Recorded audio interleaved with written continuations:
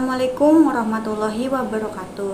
Izin memperkenalkan diri, nama saya Anissa Surfifal Hasanah dengan NIM 1914315 dari jurusan Asuransi Syariah semester 5 kelas A. Di sini saya membuat video untuk memenuhi tugas mata kuliah aktuaria, yaitu untuk menjawab beberapa pertanyaan. Pertanyaan yang pertama adalah jelaskan mengenai Persatuan Aktuaris Indonesia. Persatuan Aktuaris Indonesia atau yang disingkat dengan PAI adalah organisasi nasional dari profesi aktuaris di Indonesia. Sedangkan aktuaris adalah seseorang yang ahli yang dapat mengaplikasikan ilmu keuangan dan teori statistik untuk menyelesaikan persoalan-persoalan bisnis yang ada dalam perusahaan yang bertujuan untuk memberikan pelayanan kepada masyarakat umum. Persatuan Aktuaris di Indonesia didirikan pada tanggal 19 Oktober tahun 1964.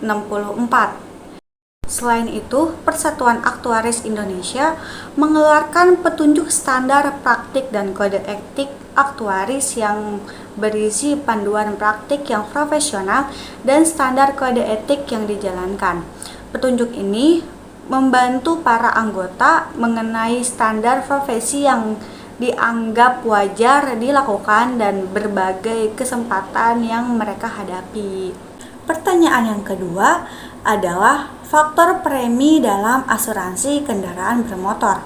Ada beberapa hal yang diperhatikan untuk menentukan premi dalam asuransi kendaraan bermotor. Hal yang pertama adalah jenis kendaraan yang akan diasuransikan.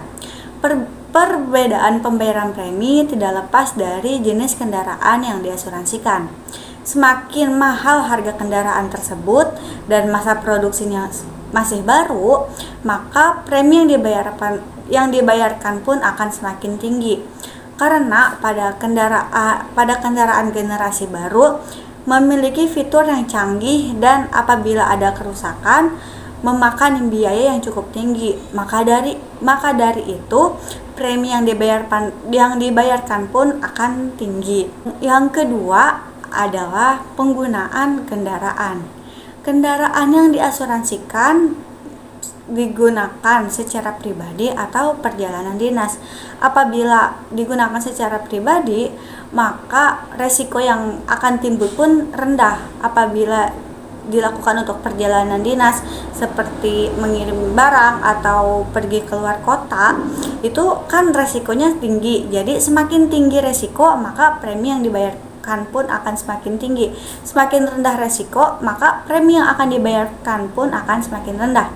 Yang ketiga adalah letak wilayah tempat tinggal. Semakin padat tempat tinggal yang kita tempati, akan semakin besar resiko yang akan dialami seperti kecelakaan atau banjir dan segala macam.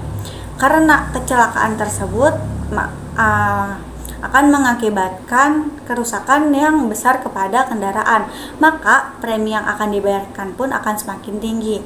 Dan sebaliknya, apabila kita bertempat tinggal di desa, kecil kemungkinan untuk mengalami kecelakaan, maka premi yang dibayarkan pun akan semakin kecil.